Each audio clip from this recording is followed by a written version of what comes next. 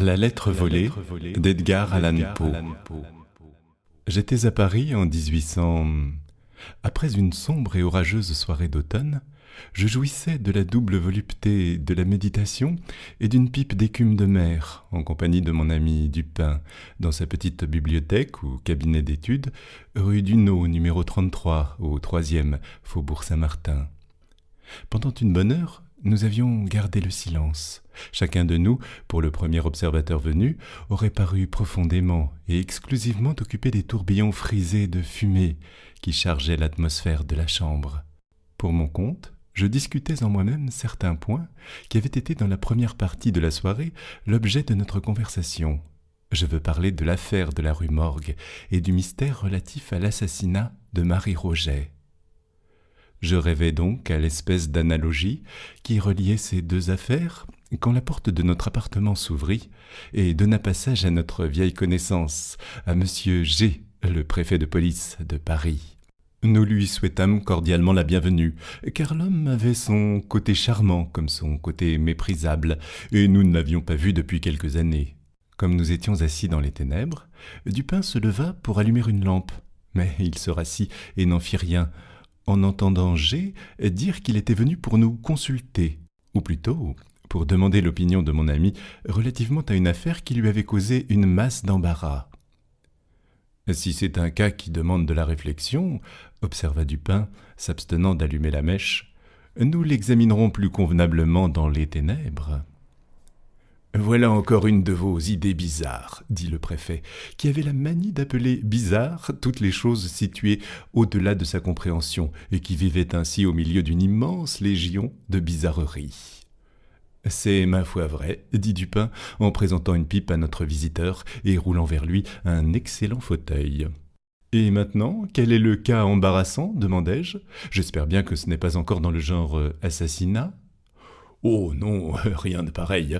Le fait est que l'affaire est vraiment très simple, et je ne doute pas que nous puissions nous en tirer fort bien nous-mêmes. Mais j'ai pensé que Dupin ne serait pas fâché d'apprendre les détails de cette affaire, parce qu'elle est excessivement bizarre. »« Simple et bizarre, » dit Dupin. « Mais oui, et cette expression n'est pourtant pas exacte. L'un ou l'autre, si vous aimez mieux. » Le fait est que nous avons été tous là-bas fortement embarrassés par cette affaire, car toute simple qu'elle est, elle nous déroute complètement. Peut-être est-ce la simplicité même de la chose qui vous induit en erreur, dit mon ami. Oh, quel non-sens nous dites-vous là, répliqua le préfet en riant de bon cœur. Peut-être le mystère est-il un peu trop clair, dit Dupin. Oh, bonté du ciel, qui a jamais ouï parler d'une idée pareille. Un peu trop évident? Oh, oh, oh, oh, oh, criait notre hôte, qui se divertissait profondément. Oh, Dupin, vous me ferez mourir de joie, voyez-vous. Et enfin, demandai-je, quelle est la chose en question? Mais je vous la dirai, répliqua le préfet en lâchant une longue, solide et contemplative bouffée de fumée et s'établissant dans son fauteuil. Je vous la dirai en peu de mots, mais avant de commencer, laissez-moi vous avertir que c'est une affaire qui demande le plus grand secret et que je perdrais très probablement le poste que j'occupe si l'on savait que je l'ai confié à qui que ce soit. Commencez, dis-je. Ou ne commencez pas, dit Dupin.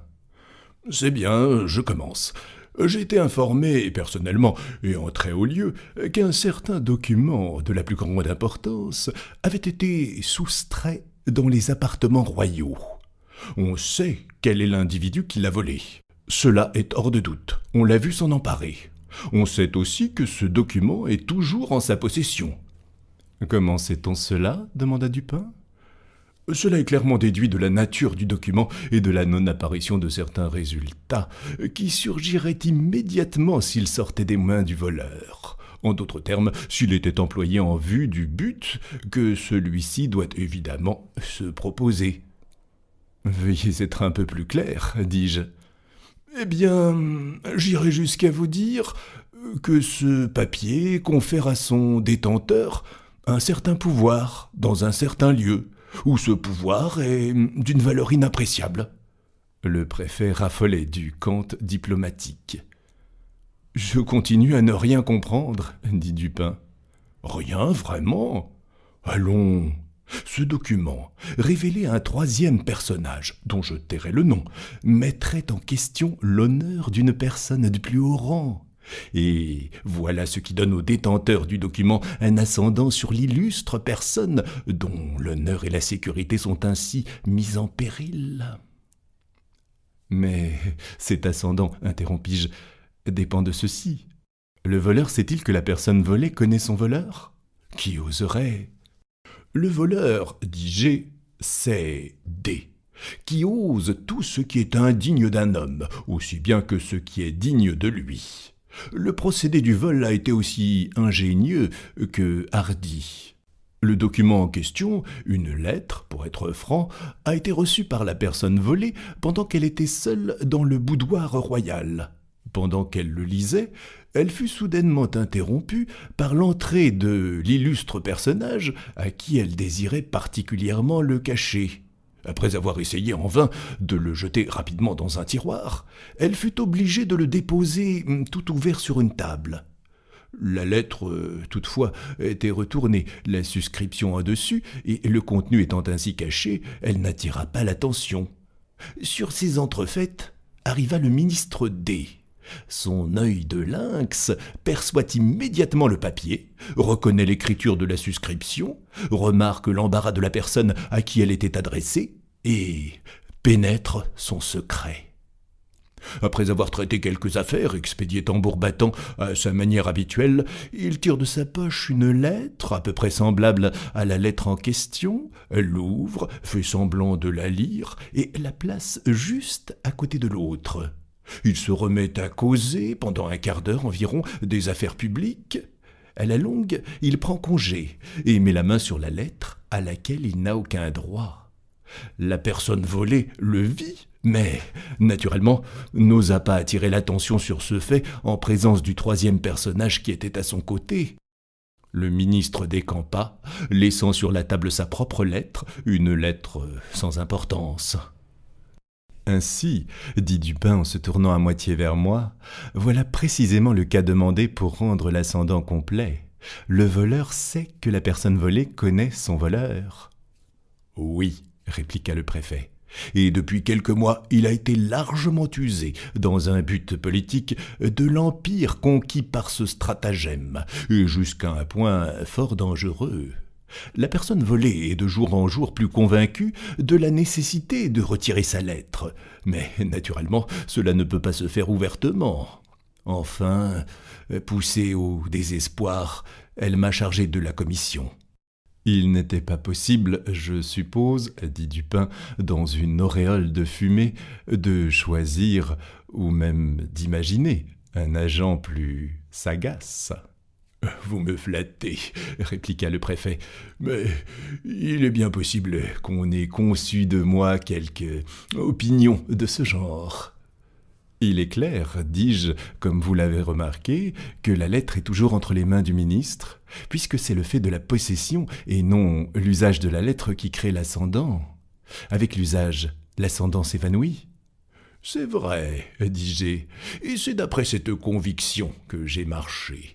Mon premier soin a été de faire une recherche minutieuse à l'hôtel du ministre, et là, mon principal embarras fut de chercher à son insu. Par-dessus tout, j'étais en garde contre le danger qu'il y aurait eu à lui donner un motif de soupçonner notre dessein. »« Mais, dis-je, vous êtes tout à fait à votre affaire dans ces espèces d'investigations. La police parisienne a pratiqué la chose plus d'une fois. » »« Oh, sans doute. Et c'est pourquoi j'avais bonne espérance. Les habitudes du ministre me donnaient d'ailleurs un grand avantage. Il est souvent absent de chez lui toute la nuit. Ses domestiques ne sont pas nombreux. Ils couchent à une certaine distance de l'appartement de leur maître, et comme ils sont napolitains avant tout, ils mettent de la bonne volonté à se laisser enivrer. J'ai comme vous savez, des clés avec lesquelles je puis ouvrir toutes les chambres et tous les cabinets de Paris. Pendant 3 mois, il ne s'est pas passé une nuit dont je n'ai employé la plus grande partie à fouiller, en personne, l'hôtel D. Mon honneur y est intéressé, mais pour vous confier un grand secret, la récompense est énorme.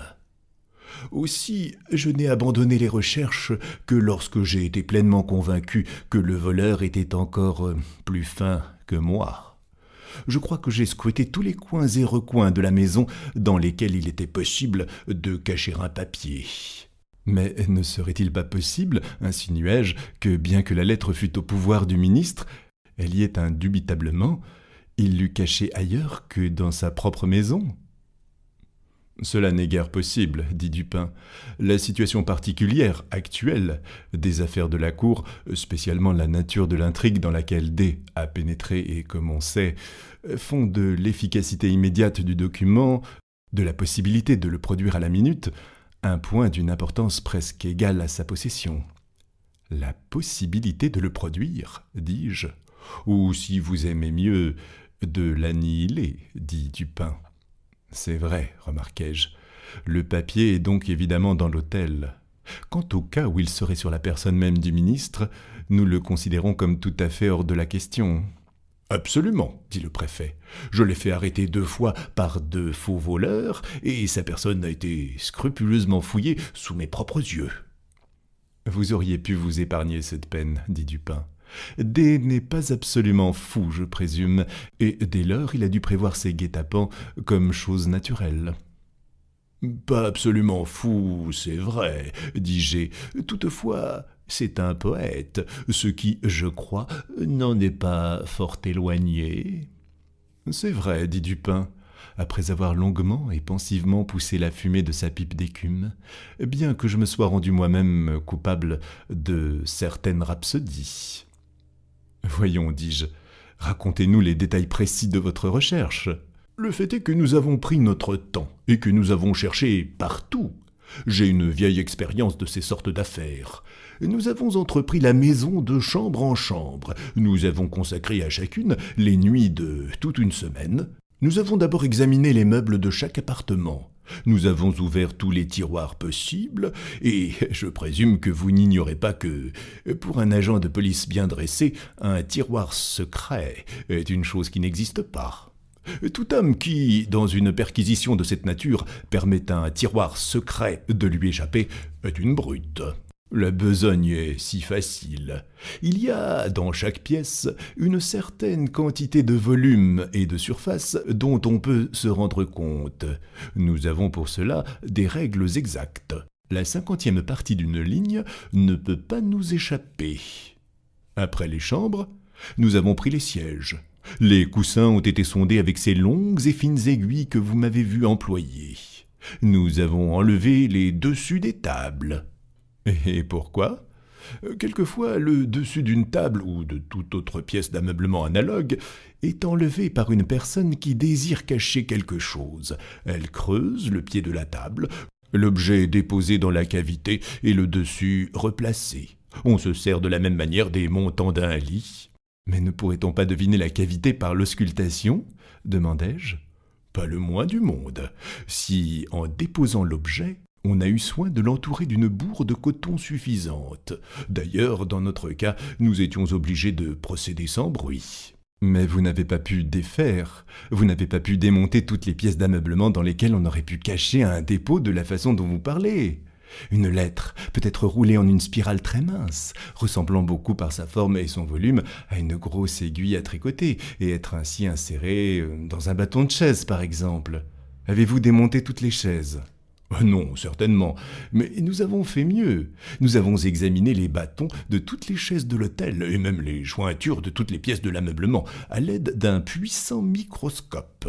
S'il y avait eu la moindre trace d'un désordre récent, nous l'aurions infailliblement découvert à l'instant.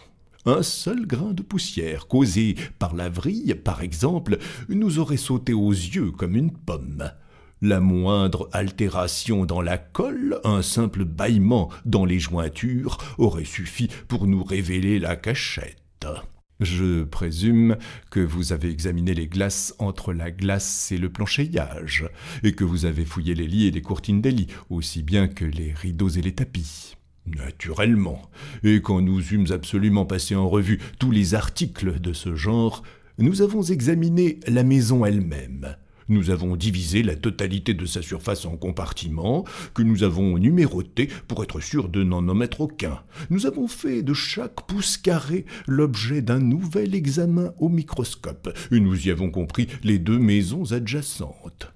« Les 2 maisons adjacentes » m'écriai-je. « Vous avez dû vous donner bien du mal ?» ?»« Oui, ma foi, mais la récompense offerte est énorme. » Dans les maisons, comprenez-vous le sol ? Le sol est partout pavé en briques. Comparativement, cela ne nous a pas donné grand mal. Nous avons examiné la mousse entre les briques, elle était intacte. Vous avez sans doute visité les papiers de dés et les livres de la bibliothèque. Certainement. Nous avons ouvert chaque paquet et chaque article. Nous n'avons pas seulement ouvert les livres, mais nous les avons parcourus, feuillet par feuillet, ne nous contentant pas de les secouer simplement comme font plusieurs de nos officiers de police. Nous avons aussi mesuré l'épaisseur de chaque reliure avec la plus exacte minutie, et nous avons appliqué à chacune la curiosité jalouse du microscope. Si l'on avait récemment inséré quelque chose dans une des reliures, il eût été absolument impossible que le fait échappât à notre observation. 5 ou 6 volumes qui sortaient des mains du relieur ont été soigneusement sondés longitudinalement avec les aiguilles. Vous avez exploré les parquets sous les tapis ?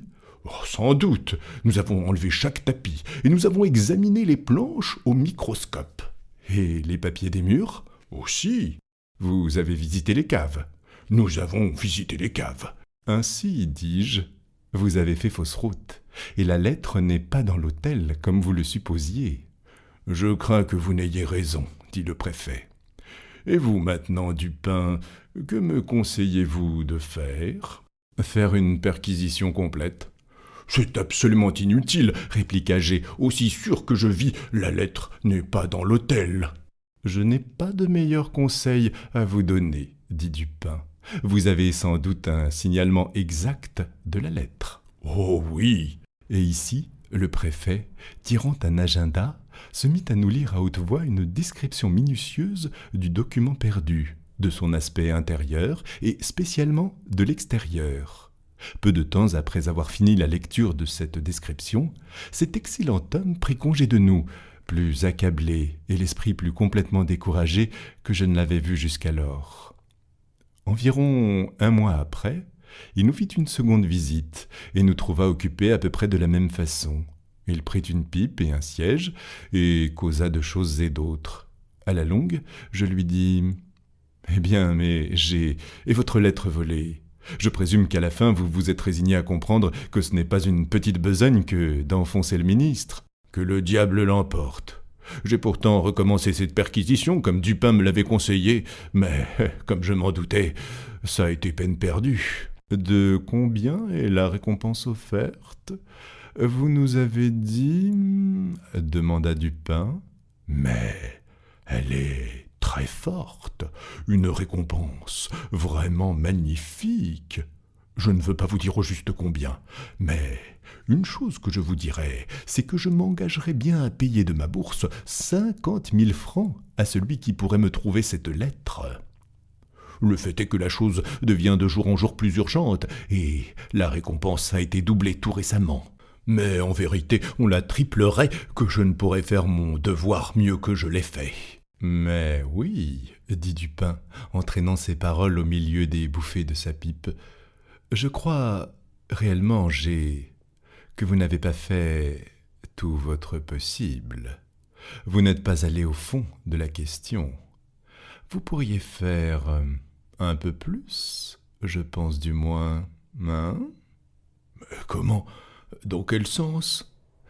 Mais une bouffée de fumée, vous pourriez bouffer sur bouffer, prendre conseil en cette matière, hein ? 3 bouffées de fumée. Vous rappelez-vous l'histoire qu'on raconte d'Abernathy ? Non, au diable votre Abernethy. Assurément, au diable, si cela vous amuse. Or donc, une fois, un certain riche, fort avare, conçut le dessein de soutirer à Abernethy une consultation médicale. Dans ce but, il entama avec lui, au milieu d'une société, une conversation ordinaire, à travers laquelle il insinua au médecin son propre cas, comme celui d'un individu imaginaire. Nous supposerons, dit l'avare, que les symptômes sont tels et tels. Maintenant, docteur, que lui conseilleriez-vous de prendre ? Que prendre ? Dit Abernethy. Mais prendre conseil, à coup sûr. Mais, dit le préfet, un peu décontenancé, je suis tout disposé à prendre conseil et à payer pour cela. Je donnerais vraiment 50 000 francs à quiconque me tirerait d'affaire. Dans ce cas, répliqua Dupin, ouvrant un tiroir et en tirant un livre de mandat, vous pouvez aussi bien me faire un bon pour la somme susdite. Quand vous l'aurez signé, je vous remettrai votre lettre. Je fus stupéfié. Quant au préfet, il semblait absolument foudroyé. Pendant quelques minutes, il resta muet et immobile, regardant mon ami, la bouche béante, avec un air incrédule et des yeux qui semblaient lui sortir de la tête. Enfin, il parut revenir un peu à lui. Il saisit une plume, et, après quelques hésitations, le regard ébahi et vide, il remplit et signa un bon de 50 000 francs, et le tendit à Dupin par-dessus la table. Ce dernier l'examina soigneusement, et le serra dans son portefeuille, puis, ouvrant un pupitre, il en tira une lettre, et la donna au préfet. Notre fonctionnaire l'agrippa dans une parfaite agonie de joie, l'ouvrit d'une main tremblante, jeta un coup d'œil sur son contenu, puis, attrapant précipitamment la porte, se rua sans plus de cérémonie hors de la chambre et de la maison, sans avoir prononcé une syllabe depuis le moment où Dupin l'avait prié de remplir le mandat. Quand il fut parti, mon ami entra dans quelques explications. « La police parisienne, dit-il, est excessivement habile dans son métier. Ses agents sont persévérants, ingénieux, rusés, et possèdent à fond toutes les connaissances que requiert spécialement leur fonction. Aussi, quand G nous détaillait son mode de perquisition dans l'hôtel D, j'avais une entière confiance dans ses talents, et j'étais sûr qu'il avait fait une investigation pleinement suffisante dans le cercle de sa spécialité. Dans le cercle de sa spécialité, dis-je. Oui, dit Dupin. Les mesures adoptées n'étaient pas seulement les meilleures dans l'espèce, elles furent aussi poussées à une absolue perfection. Si la lettre avait été cachée dans le rayon de leur investigation, ces gaillards l'auraient trouvée. Cela ne fait pas pour moi l'ombre d'un doute. Je me contentais de rire, mais Dupin semblait avoir dit cela fort sérieusement. Donc, les mesures, continua-t-il, étaient bonnes dans l'espèce et admirablement exécutées. Elles avaient pour défaut d'être inapplicables au cas et à l'homme en question. Il y a tout un ordre de moyens singulièrement ingénieux qui sont pour le préfet une sorte de lit de Procruste, sur lequel il adapte et garrotte tous ses plans. Mais il erre sans cesse par trop de profondeur ou par trop de superficialité pour le cas en question, et plus d'un écolier raisonnerait mieux que lui. J'ai connu un enfant de 8 ans dont l'infaillibilité au jeu de pair ou impair faisait l'admiration universelle. Ce jeu est simple, on y joue avec des billes. L'un des joueurs tient dans sa main un certain nombre de ces billes et demande à l'autre « pair ou non ?» Si celui-ci devine juste, il gagne une bille, s'il se trompe, il en perd une. L'enfant dont je parle gagnait toutes les billes de l'école. Naturellement, il avait un mode de divination, lequel consistait dans la simple observation et dans l'appréciation de la finesse de ses adversaires. Supposons que son adversaire soit un parfait nigaud, et, levant sa main fermée, lui demande « pair ou impair ?» Notre écolier répond « impair » et il a perdu. Mais à la seconde épreuve, il gagne, car il se dit en lui-même « le niais avait mis pair la première fois ». Et toute sa ruse ne va qu'à lui faire mettre un pair à la seconde. Je dirais donc impair. Il dit impair et il gagne. Maintenant, avec un adversaire un peu moins simple, il aurait raisonné ainsi. Ce garçon voit que, dans le premier cas, j'ai dit impair, Et dans le second, il se proposera, c'est la première idée qui se présentera à lui, une simple variation de père à impair, comme a fait le premier bêta. Mais une seconde réflexion lui dira que c'est là un changement trop simple, et finalement il se décidera à mettre père comme la première fois. Je dirai donc père, il dit père et gagne. Maintenant, ce mode de raisonnement de notre écolier, que ses camarades appellent la chance, en dernière analyse, qu'est-ce que c'est? C'est simplement, dis-je, une identification de l'intellect de notre raisonneur avec celui de son adversaire. C'est cela même, dit Dupin. Et quand je demandai à ce petit garçon par quel moyen il effectuait cette parfaite identification qui faisait tout son succès, il me fit la réponse suivante. Quand je veux savoir jusqu'à quel point quelqu'un est circonspect ou stupide, jusqu'à quel point il est bon ou méchant, ou quelles sont actuellement ses pensées, je compose mon visage d'après le sien, aussi exactement que possible, et j'attends alors pour savoir quelles pensées ou quels sentiments naîtront dans mon esprit ou dans mon cœur, comme pour s'appareiller et correspondre avec ma physionomie. Cette réponse de l'écolier enfonce de beaucoup toute la profondeur sophistiquée attribuée à La Rochefoucauld, à La Bruyère, à Machiavel et à Campanella. Et l'identification de l'intellect du raisonneur avec celui de son adversaire dépend, si je vous comprends bien, de l'exactitude avec laquelle l'intellect de l'adversaire est apprécié. Pour la valeur pratique, c'est en effet la condition, répliqua Dupin. Et si le préfet et toute sa bande se sont trompés si souvent, c'est d'abord faute de cette identification, en second lieu, par une appréciation inexacte, ou plutôt par la non-appréciation de l'intelligence avec laquelle ils se mesurent. Ils ne voient que leurs propres idées ingénieuses, et quand ils cherchent quelque chose de caché, ils ne pensent qu'aux moyens dont ils se seraient servis pour le cacher. Ils ont fortement raison, en cela que leur propre ingéniosité est une représentation fidèle de celle de la foule. Mais quand il se trouve un malfaiteur particulier, dont la finesse diffère en espèce de la leur, ce malfaiteur, naturellement, les roule. Cela ne manque jamais quand son astuce est au-dessus de la leur, et cela arrive très fréquemment, même quand elle est au-dessous. Ils ne varient pas leur système d'investigation, tout au plus quand ils sont incités par quelque cas insolite, par quelque récompense extraordinaire. Ils exagèrent et poussent à outrance leur vieille routine, mais ils ne changent rien à leurs principes. Dans le cas de D, par exemple, qu'a-t-on fait pour changer le système d'opération? Qu'est-ce que c'est que toutes ces perforations, ces fouilles, ces sondes, cet examen au microscope, cette division des surfaces en pouces carrés numérotés? Qu'est-ce que c'est que tout cela, si ce n'est l'exagération dans son application d'un des principes ou de plusieurs principes d'investigation qui sont basés sur un ordre d'idées relatif à l'ingéniosité humaine et dont le préfet a pris l'habitude dans la longue routine de ses fonctions? Ne voyez-vous pas qu'il considère comme chose démontrée que tous les hommes qui veulent cacher une lettre se servent, si ce n'est précisément d'un trou fait à la vrille dans le pied d'une chaise, au moins de quelques trous, de quelques coins tout à fait singuliers dont ils ont puisé l'invention dans le même registre d'idées que le trou fait avec une vrille? Et ne voyez-vous pas aussi que des cachettes aussi originales ne sont employées que dans des occasions ordinaires et ne sont adoptées que par des intelligences ordinaires? Car dans tous les cas d'objets cachés, cette manière ambitieuse et torturée de cacher l'objet est, dans le principe, présumable et présumée.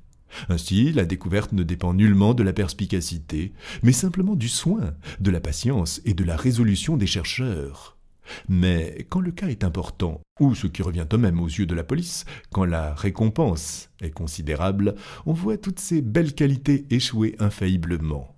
Vous comprenez maintenant ce que je voulais dire, en affirmant que si la lettre volée avait été cachée dans le rayon de la perquisition de notre préfet, en d'autres termes, si le principe inspirateur de la cachette avait été compris dans les principes du préfet, il l'eût infailliblement découverte. Cependant, ce fonctionnaire a été complètement mystifié, et la cause première, originelle de sa défaite, gît dans la supposition que le ministre est un fou, parce qu'il s'est fait une réputation de poète. Tous les fous sont poètes, c'est la manière de voir du préfet, et il n'est coupable que d'une fausse distribution du terme moyen en inférant de là que tous les poètes sont fous. Mais est-ce vraiment le poète, demandai-je? Je sais qu'ils sont deux frères, et ils se sont fait tous deux une réputation dans les lettres. Le ministre, je crois, a écrit un livre fort remarquable sur le calcul différentiel et intégral. Il est le mathématicien, et non pas le poète. Vous vous trompez, je le connais fort bien, il est poète et mathématicien. Comme poète et mathématicien, il a dû raisonner juste. Comme simple mathématicien, il n'aurait pas raisonné du tout, et se serait ainsi mis à la merci du préfet. Une pareille opinion, dis-je, est faite pour m'étonner. Elle est démentie par la voix du monde entier. Vous n'avez pas l'intention de mettre à néant l'idée mûrie par plusieurs siècles. La raison mathématique est depuis longtemps regardée comme la raison par excellence. Il y a à parier, répliqua Dupin en citant Chamfort, que toute idée politique, toute convention reçue est une sottise, car elle a convenu au plus grand nombre. Les mathématiciens, je vous accorde cela, ont fait de leur mieux pour propager l'erreur populaire dont vous parlez, et qui, bien qu'elle ait été propagée comme vérité, n'en est pas moins une parfaite erreur.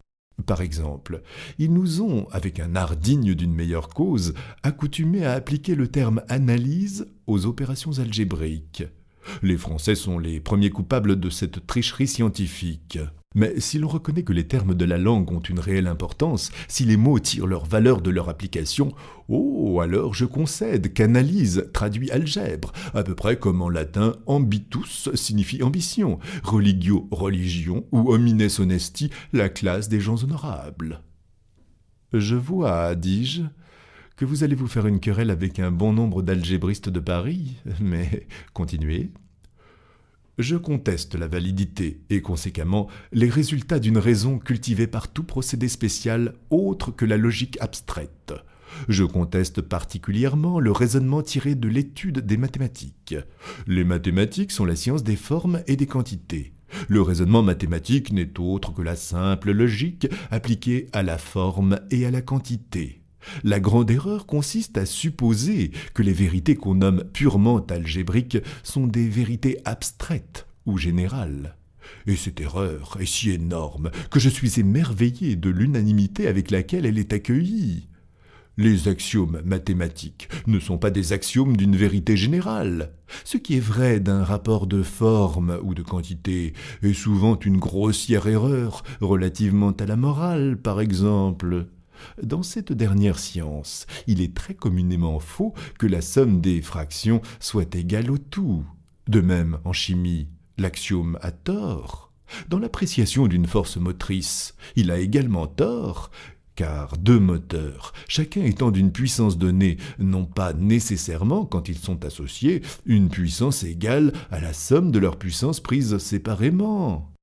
Il y a une foule d'autres vérités mathématiques qui ne sont des vérités que dans des limites de rapport.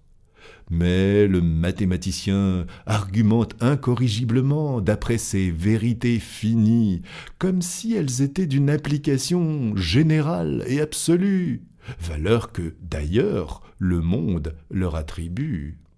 Brillant, dans sa très remarquable mythologie, mentionne une source analogue d'erreur, quand il dit que, bien que personne ne croie aux fables du paganisme, cependant nous nous oublions nous-mêmes sans cesse au point d'en tirer des déductions, comme si elles étaient des réalités vivantes.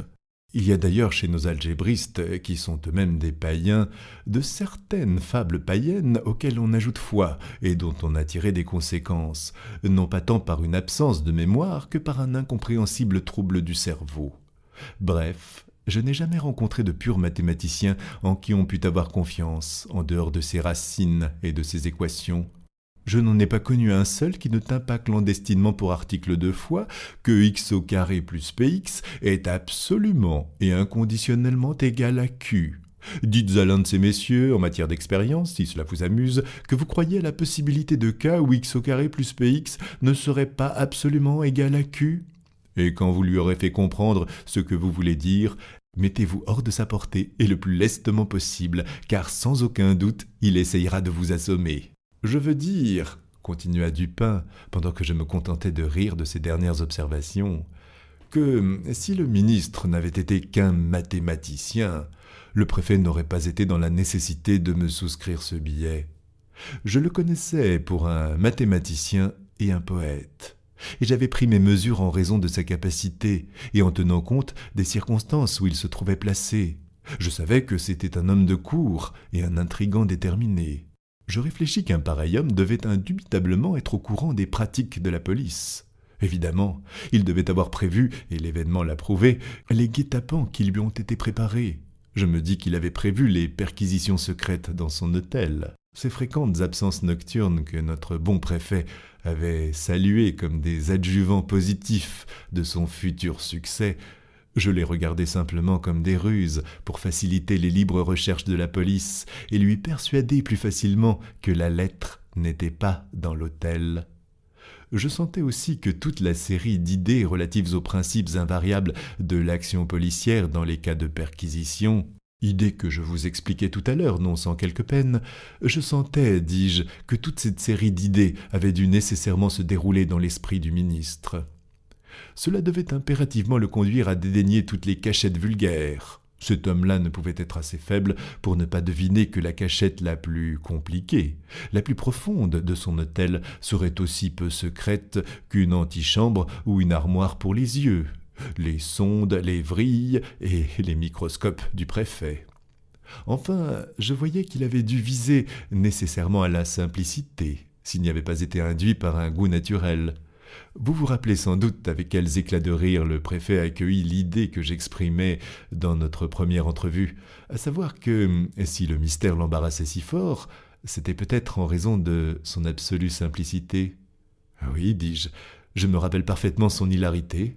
Je croyais vraiment qu'il allait tomber dans des attaques de nerfs. » Le monde matériel, continua Dupin, est plein d'analogies exactes avec l'immatériel. Et c'est ce qui donne une couleur de vérité à ce dogme de rhétorique qu'une métaphore ou une comparaison peut fortifier un argument aussi bien qu'embellir une description. Le principe de la force d'inertie, par exemple, semble identique dans les deux natures, physique et métaphysique. Un gros corps est plus difficilement mis en mouvement qu'un petit, et sa quantité de mouvement est en proportion de cette difficulté. Voilà qui est aussi positif que cette proposition analogue. Les intellects d'une vaste capacité, qui sont en même temps plus impétueux, plus constants et plus accidentés dans leurs mouvements que ceux d'un degré inférieur, sont ceux qui se meuvent le moins aisément et qui sont les plus embarrassés d'hésitation quand ils se mettent en marche. Autre exemple. Avez-vous jamais remarqué quelles sont les enseignes de boutique qui attirent le plus l'attention ? Je n'ai jamais songé à cela, dis-je. Il existe, reprit Dupin, un jeu de divination qu'on joue avec une carte géographique. Un des joueurs prie quelqu'un de deviner un mot donné, un nom de ville, de rivière, d'État ou d'empire, enfin un mot quelconque compris dans l'étendue bigarrée et embrouillée de la carte. Une personne, novice dans le jeu, cherche en général à embarrasser ses adversaires en leur donnant à deviner des noms écrits en caractères imperceptibles.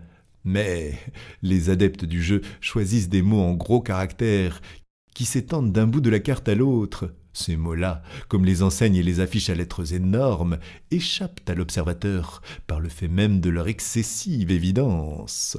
Et ici, l'oubli matériel est précisément analogue à l'inattention morale d'un esprit qui laisse échapper les considérations trop palpables, évidentes jusqu'à la banalité et l'importunité. Mais c'est là un cas, à ce qu'il semble, un peu au-dessus ou au-dessous de l'intelligence du préfet. Il n'a jamais cru probable ou possible que le ministre eût déposé sa lettre juste sous le nez du monde entier, comme pour mieux empêcher un individu quelconque de l'apercevoir.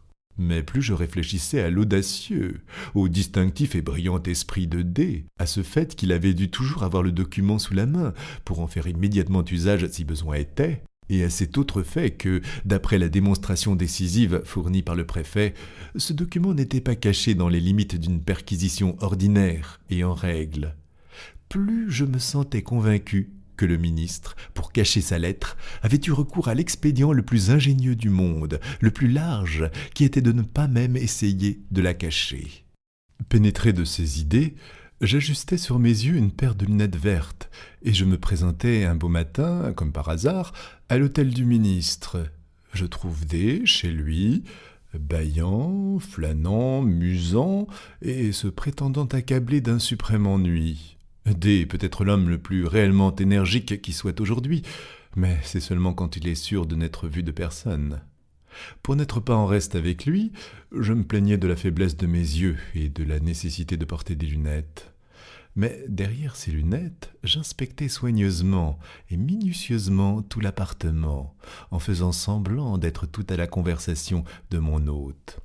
Je donnais une attention spéciale à un vaste bureau auprès duquel il était assis, et sur lequel gisaient pêle-mêle des lettres diverses et d'autres papiers, avec un ou deux instruments de musique et quelques livres. Après un long examen, fait à loisir, je n'y vis rien qui pût exciter particulièrement mes soupçons. À la longue, mes yeux, en faisant le tour de la chambre, tombèrent sur un misérable porte-cartes, orné de clinquants et suspendu par un ruban bleu crasseux à un petit bouton de cuivre au-dessus du manteau de la cheminée. Ce porte-cartes, qui avait 3 ou 4 compartiments, contenait 5 ou 6 cartes de visite et une lettre unique. Cette dernière était fortement salie et chiffonnée. Elle était presque déchirée en deux par le milieu, comme si on avait eu d'abord l'intention de la déchirer entièrement, ainsi qu'on fait d'un objet sans valeur. Mais on avait vraisemblablement changé d'idée. Elle portait un large sceau noir avec le chiffre de D très en évidence et était adressée au ministre lui-même. La suscription était d'une écriture de femme très fine. On l'avait jetée négligemment et même, à ce qu'il semblait, assez dédaigneusement dans l'un des compartiments supérieurs du porte-cartes. À peine eus-je jeté un coup d'œil sur cette lettre que je conclus que c'était celle dont j'étais en quête. Évidemment, elle était par son aspect absolument différente de celle dont le préfet nous avait lu une description si minutieuse. Ici, le sceau était large et noir avec le chiffre de D. Dans l'autre, il était petit et rouge avec les armes ducales de la famille S. Ici, la suscription était d'une écriture menue et féminine. Dans l'autre, l'adresse portant le nom d'une personne royale était d'une écriture hardie, décidée et caractérisée. Les deux lettres ne se ressemblaient qu'en un point, la dimension. Mais le caractère excessif de ces différences, fondamental en somme, la saleté, l'état déplorable du papier, fripé et déchiré, qui contredisait les véritables habitudes de D, si méthodiques, et qui dénonçait l'intention de dérouter un indiscret en lui offrant toutes les apparences d'un document sans valeur. Tout cela, en y ajoutant la situation imprudente du document mis en plein sous les yeux de tous les visiteurs, et concordant ainsi exactement avec mes conclusions antérieures, tout cela, dis-je, était fait pour corroborer décidément les soupçons de quelqu'un venu avec le parti pris du soupçon. Je prolongeai ma visite aussi longtemps que possible, et tout en soutenant une discussion très vive avec le ministre sur un point que je savais être pour lui d'un intérêt toujours nouveau, je gardais invariablement mon attention braquée sur la lettre. Tout en faisant cet examen, je réfléchissais sur son aspect extérieur et sur la manière dont elle était arrangée dans le porte-cartes, et à la longue, je tombai sur une découverte qui mit à néant le léger doute qui pouvait me rester encore. En analysant les bords du papier, je remarquai qu'ils étaient plus éraillés que nature. Ils présentaient l'aspect cassé d'un papier dur qui, ayant été plié et foulé par le couteau à papier, a été replié dans le sens inverse, mais dans les mêmes plis qui constituaient sa forme première. Cette découverte me suffisait. Il était clair pour moi que la lettre avait été retournée comme un gant, repliée et recachetée. Je souhaitai le bonjour au ministre et je pris soudainement congé de lui en oubliant une tabatière en or sur son bureau. Le matin suivant, je vins pour chercher ma tabatière et nous reprîmes très vivement la conversation de la veille. Mais pendant que la discussion s'engageait, une détonation très forte, comme un coup de pistolet, se fit entendre sous les fenêtres de l'hôtel et fut suivie des cris et des vociférations d'une foule épouvantée.